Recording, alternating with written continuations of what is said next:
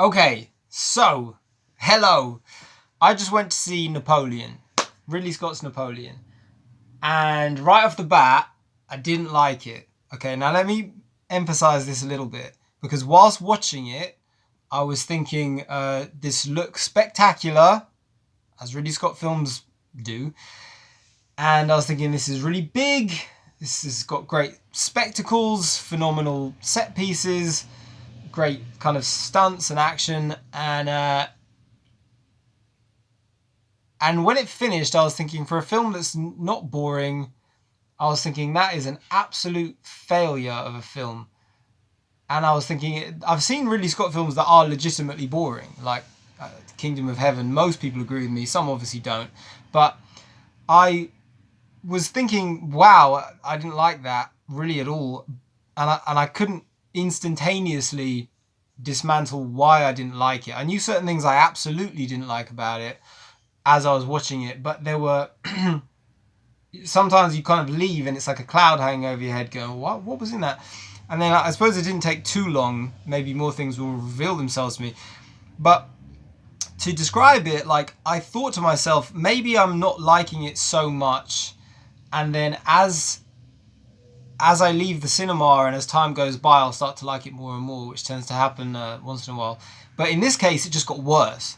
From minute to minute and hour to hour, it's been quite a few hours now, I just like the film less and less and less and less.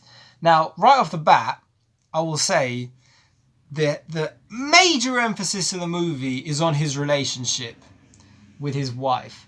And first of all, to me, now I know some people will be like, that's a choice, that's a writer's choice, it's just, I mostly don't fucking care. Like, I don't really care. I kind of think if this is Napoleon, then the emphasis should be on Napoleon and his accomplishments and his failures, so-called failures, just like anyone else who you have an interest in. And the reason I emphasize it, I know some people will disagree with me, but there's a major thing in Hollywood and in documentaries where they'll take somebody like Muhammad Ali, okay, and you'll watch a documentary about Muhammad Ali and it's like, what's he famous for? Boxing. That's what he's famous for. Okay, he's one of the greatest, arguably the greatest in that field of anyone who's ever participated in that field. So you watch a documentary and you want to know, why does he love it? How did it begin? What did he achieve? What did he teach others? He excelled. He went to the fucking moon with this sport. And you watch it and then for 45 minutes you'll hear about his girlfriends and this woman who said that he was like sexually insatiable. And it's like, what the fuck has this got to do with it? Like, that's okay. Let's not make that in front of what he achieved, right? It's just stupid. There's a point where it's like, if you hear about Albert Einstein and what he achieved, it's like, okay, obviously, I think he dated his cousin and stuff, and it's like, okay, whatever, but it's hard enough for a human being to achieve something so remarkable that it affects the entire planet.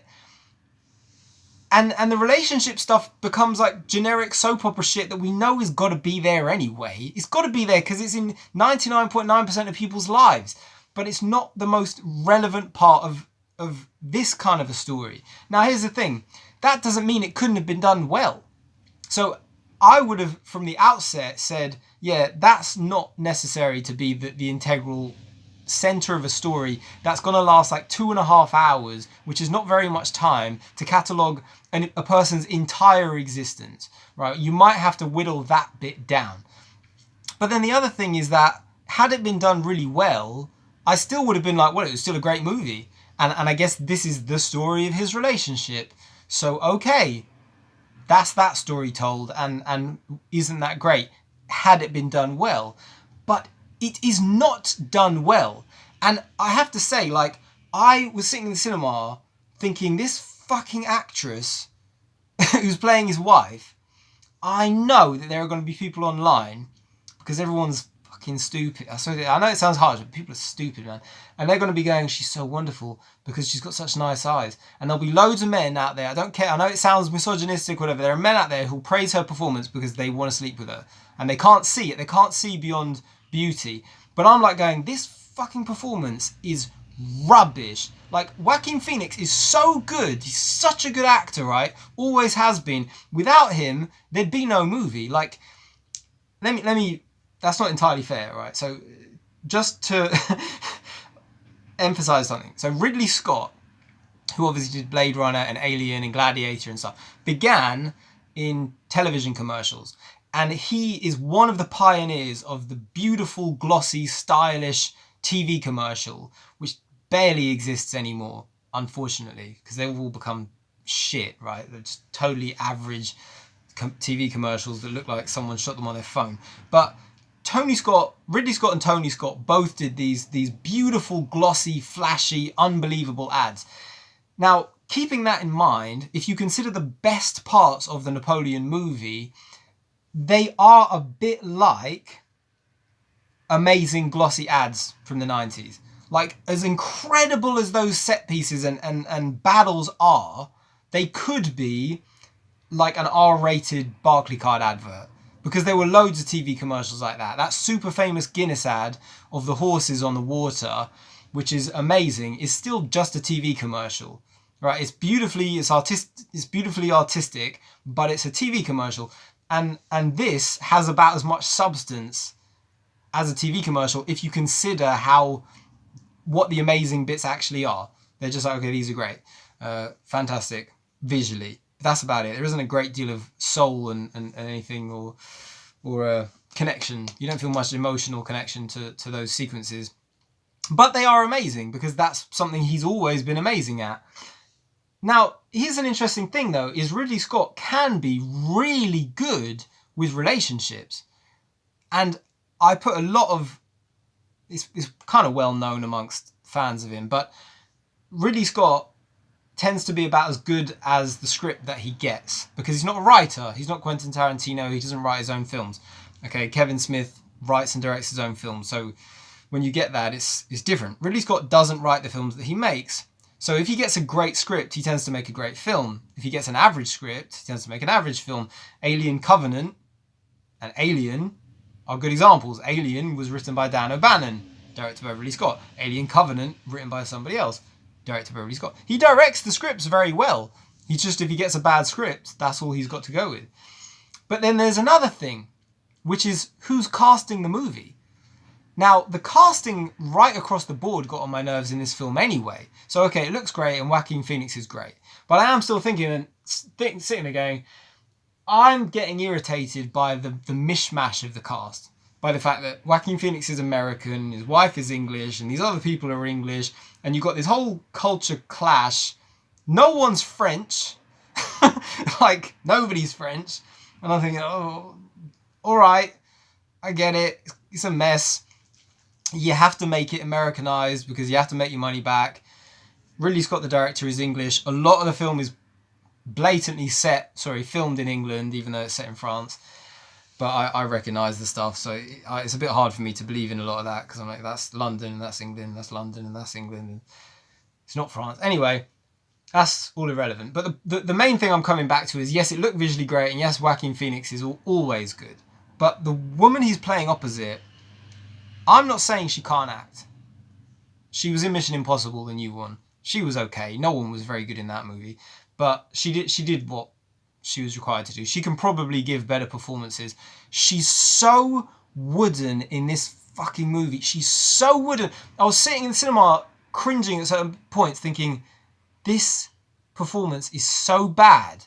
It's so bad.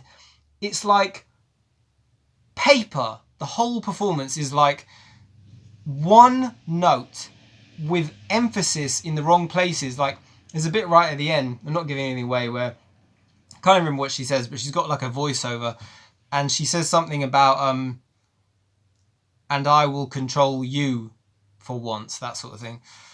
And I was thinking, you've literally said the line with the emphasis in the wrong place. Like, the line clearly should be, and I will control you. Like, the emphasis is on the I. And I will control you. Like, the whole thing is like that. Like, if you looked at it on a graph, it's just that. There's nothing. There's no anything. It's completely and totally like pressing one note on a piano. Dun, dun, dun, dun, dun. And that's it. And what's amazing is nowadays you can actually get away with that. The guy in Drive, whose name I've forgotten, and he's also the star of La La Land, he does it as well. good looking guy, intelligent guy, definitely a smart guy. I've seen interviews with him, great sense of humor, witty, seems like a cool dude.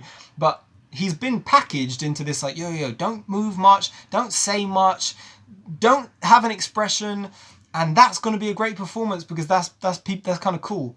But the thing is with this is it's like he's supposed to fall in love with this woman. And one thing that really pissed me off in the script is that in real life, Napoleon was... Alright, so he was more interesting, because I guess a person would be in an entire lifetime, but he was sleeping around a lot. According to history, he had many affairs with many women, which is mentioned in the film, but it's never shown. And to me, if you don't show it, then you do the man a disservice, because what you're doing is you're making out that he's basically a shy, nervous, needy man-child, right? Where as soon as he sees this woman, he can barely look at her, and she says something to him, he's like, no, that's not true. Oh no, it is true. And you make him out like he's completely fucking weak and he's got no backbone and he's just essentially made of mush, right? And it's like, but that's not how he was, because not only was he sleeping around and he had children with other women, which is documented in history. Allegedly, he had quite a few children with different women. He just didn't have one officially, so they couldn't say this child will be the king, right? If he had a son, king. But so he wanted one with his wife, so that he officially has a child who's the king. But he was engaged to be married in real life before he met the woman who became his wife. And that's a big deal, because there's a difference between a man who's a virgin, who's never ever dated a woman, who sees this woman across a crowded room. There's a big difference between that and a man who's actually been engaged to be married for like 10 months and then breaks off his engagement to marry this new woman who he's fallen head over heels in love with. That's very different, because that's like saying, hey, I've already got this piece of the pie and you have taken my breath away and I have to get rid of the woman I thought I was in love with. But that means he's already not a nervous, shy, totally man-child. It's virtually, if you look at the psychology of people, it's virtually impossible. It's unlikely that he would have been that, like fragile, made of glass, thin glass.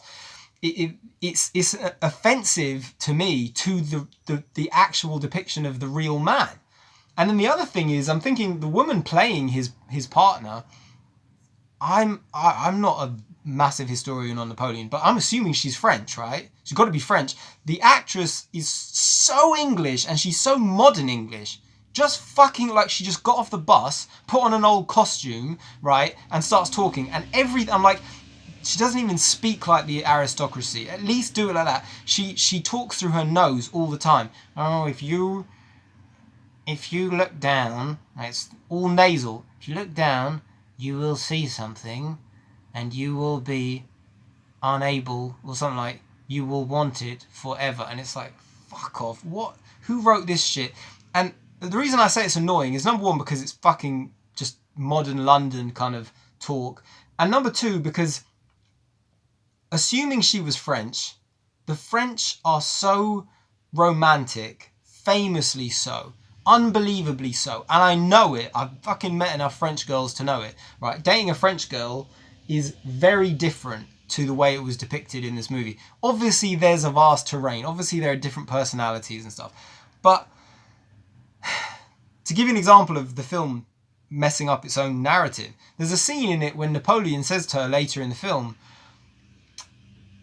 something about, you are at your finest when you smile. I love to see you smile, he says to her. And I'm thinking, when was that? She's never smiled in the whole fucking movie. The performance is so completely one note that she's never smiled. And I can understand him falling in love with a woman who smiles. I can understand him falling in love with a romantic French woman who actually sleeps around and is like, sort of what the French became kind of known for later, or maybe even around then. The French were like experimental and romantic and whatever. And it's like, it's a cliche and a stereotype, but there's truth in it. And they're passionate. And this woman's not passionate at all. She's like a fucking ice statue all the way through. It's just cold, cold, cold as ice. And I couldn't believe it. I was like literally going, you've replaced the entire like history of the man's accomplishments and achievements with this as the central narrative. And it's very hard to believe in it. And then the other thing is, I don't know if any of that stuff happened. So when she's sitting there going, if you look down, basically, I've got my finger out, right? And if you look at it, it'll be impossible to resist. And I'm like, did she say that? I don't know. If she didn't, then you are basically making her out to be particularly slutty in a certain kind of a way. Then the other thing is she's already got I think it's 3 children, it's definitely 2, who we never see again, ever, once he marries her, even though in real life he adopted her children. Where the fuck are they, right? They never appear again for the whole movie after the first 10 minutes. What sort of a fucking woman is it? Like, what kind of a mother is that? There's nothing in it that makes you think, yeah, I can see why he's in love with her. There's a bit where she says, when he eventually does have a baby and he shows it to her, she says to the baby, you've no idea what I sacrificed for you to come into this world. And I'm thinking, what? You doesn't seem like you ever loved Napoleon. Doesn't seem like you fucking cared about him. You didn't even enjoy being in the bedroom with him. Didn't enjoy so much as one conversation with him. Maybe wanted some of his power. But what did you get? You got, like, to live in a palace, and you got, like, the equivalent of a million francs a year for nothing. And again, I'm not coming at this from a sort of modern sexist whatever, but it's like, I don't believe a word she says. When she says, you wouldn't believe what I sacrificed, because I didn't feel any love between her and Napoleon at all. Nothing. I felt that he was a kind of needy, clingy man-child. I'm getting annoyed at myself being annoyed. By the way, I'm like, fucking shut up, George. But it's like, it did really piss me off. But honestly, like, to me, it does a disservice to both of them, because these are real people, right? So if there's a romance there, show it. Now, for the real man, the real Napoleon, to depict him like that is disrespectful. And I feel like one thing that really, it's not even that I feel, it's fucking fact, right? People tend to create things that they can relate to. So I'm insulting the writing of the film here, and the writing is fucking shoddy. The writing is like a Wikipedia page. Although, to be honest, right, if you actually look at Wikipedia, I guarantee you will find more information in 10 minutes than this film teaches you in 3 hours. And I'll give you a simple example of it, right? One thing that I knew anyway, I was surprised the movie left it out, because to me it's absolutely essential in a film like this, is you have to show something of the man's childhood. You have to, because a person's childhood is so integral to the person that they later become. And one thing about Napoleon is, allegedly, because I wasn't there, but allegedly he was very short and he was bullied, picked on, all that sort of stuff. And there's an interesting thing there, because if you look at the psychology of man, there's fight or flight. So either you just take the abuse or you fight back against it. There's another interesting thing I've heard, which is that if you look at packs of dogs, apparently the runt of the litter, like the smallest one, always ends up becoming a leader, because the smallest one has to fight like mad to try and gain any ground amongst the others. And when you study the behaviors of these little dogs, they always become leaders.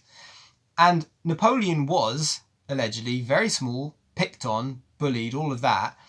And the result is he went completely the other way and became one of the most well-known leaders in history.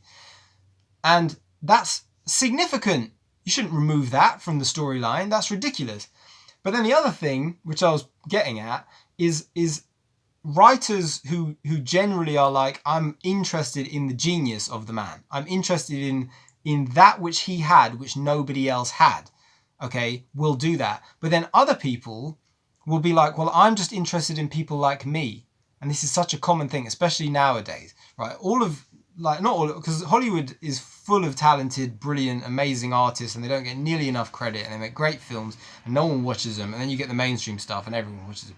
But my point is that takes one to know one kind of a thing. But people will come along and they'll be like, well, I, as a writer, relate to the relationship. I relate to being nervous around a girl I'm interested in. I relate to the, having a wife who cheats on me. And it's like, yeah, so if that's all he was, he wouldn't be Napoleon, would he? Like, no one would care. Like, so you might relate to that bit, but don't make that the fucking heart of the movie. Like, like I said, if that's going to be the movie, fine, make that the movie, but then do it well and do it with some respect. But I felt kind of like neither character in that regard was respected. Because I don't know if that woman really behaved like that. I would imagine the real woman actually had some heart and soul and cared about her children and had a degree of romance and maybe she was intelligent enough to manipulate her way into, you know, being his wife, or maybe he just saw her across a crowded room. And the other thing, I really felt this, is I can't discredit Ridley Scott for his landscape and his professionalism and his technique. All of that is unquestionable, right? And there's a better word than unquestionable. It's like unassailable. He's brilliant at it. But the thing is he's so brilliant at it that it feels almost effortless now, despite his age. It's amazing how much energy he has to still do a film of this scale. But he's like, it feels like he's got the script and he's just paint by numbers and that's it. I just film every scene on the page and then the film's done. That's how it feels. And there's a difference between when, especially a young filmmaker, has an imagination for a film they want to make and they have to imagine it for months or years before they get to do it. And they're like, there's a certain scene, I can't wait for when the audience see this sequence. And you can kind of tell when you see the movies that the director's really been fantasizing about the film before they got to make it. And I was thinking about the way Napoleon meets this woman the very first time, and I was imagining how Stanley Kubrick might have done it, because Stanley Kubrick was the one who was supposed to direct Napoleon. I don't know if you know this, but this whole movie comes off the back of the fact that Stanley Kubrick spent like 8 years trying to get it made, and when he finally had like 1,000 pages compendium that he'd compiled of this man in his life, and he was obsessed with making the film. He was on set for like 2 days filming it with Warner Brothers, and then another film came out that was a period drama, tanked at the box office, and so Warner Brothers were like, quick, cut the funding on Napoleon, just end it. The audience don't want to see it. We're not going to spend millions on a film that's going to bomb. So they never let Kubrick make the film. And I can imagine them sitting around going, look, Kubrick's going to spend like 8 years making this fucking movie, and he's going to spend all the money we've got, cut it off. So it was a tragedy artistically. But I was thinking Kubrick would have been one of those people where he would have thought about certain moments that have great significance to the psychology of the person or the people. And if he even bothered to put so much emphasis on the relationship, there are certain ways in which he could do it without it just being like a television drama. Think about, if you've seen Kubrick films, the ending of Paths of Glory, where this German woman is singing on stage and she's being heckled, and as she's singing she starts to cry, but she carries on singing through it, and then it's very powerful, and it doesn't need to be flashy or whatever, it just is what it is, but obviously it's visually very beautiful. But there are times when a director or someone will tell you their idea and they're like, when he sees her across that room, everything's going to change and the sound's going to drown out, and this man who's absolutely obsessed with war and success and France all of a sudden will be derailed from the train track of his lives because of beauty, this unbelievable beauty. And even though it's like everything about her is wrong for him, she's already been with men, she's already got a bunch of kids, she's older than him, she's on paper all the things that shouldn't be right, it completely gets in the way of his passion. And when he sees her, it's this significant moment. And they would have imagined it so that by the time it gets to the screen, you'd absolutely feel it. Like, this shouldn't happen, but you know it's going to happen. And I didn't feel any of that in the film, and I certainly didn't feel any of it in the music either. It didn't sound to me like he listened to the music and thought, oh, I could direct it in this amazing way. Because music ran over the end credits that was fantastic, and I was like, where was this in the movie? They should have put some of this in the battle sequences to really lift it. It just felt like paint by numbers TV, and it felt like it was aimed at the lowest common denominator by basically making a soap opera relationship the heart of the story. And to me, it was just fucking offensive, because it's like, so if you don't know anything about Napoleon, you know nothing about the man, so you go to see the film and this is all you know, all you're going to do is walk away and go, so he was some guy who liked to fight and he was bad with women, and that's it, and that's all you know. And it's like, well, actually what he did was fucking phenomenal. You don't have to like it, but it's still fascinating.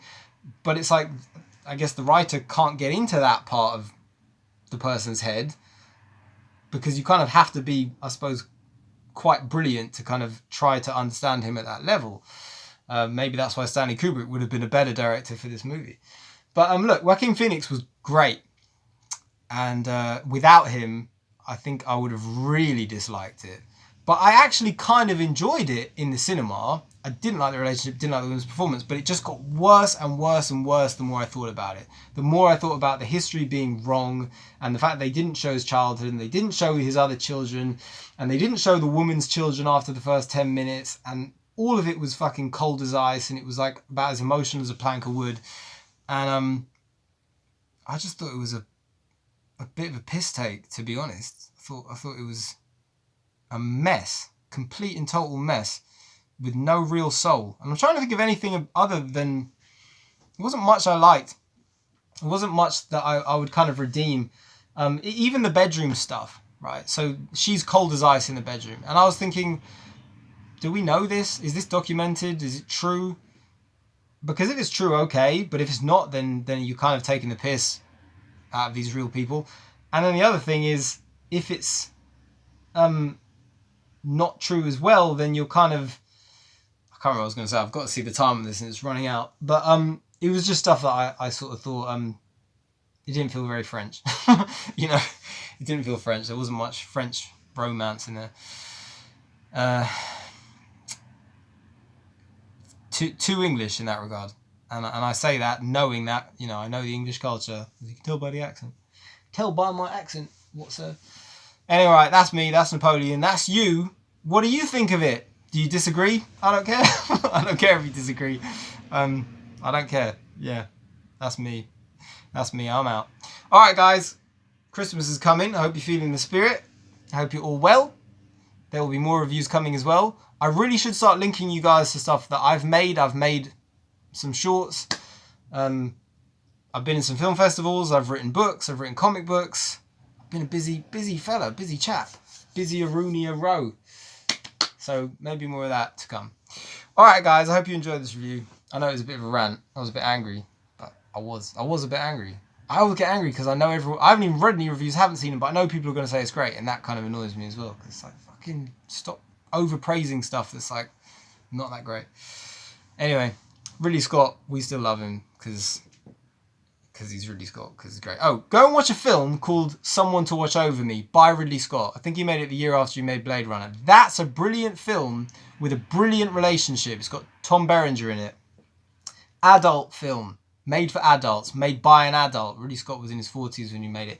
And the relationship in that movie between the man and the woman is great. Great. So I'm sitting here watching this going, you did it so well in the 80s. You did a relationship between a man and a woman so well. He really can do it. So go and watch that film. Someone to Watch Over Me. It's a great movie. It's directed by him. It's really good. It's an excellent film. All right, guys. That's me. That's out.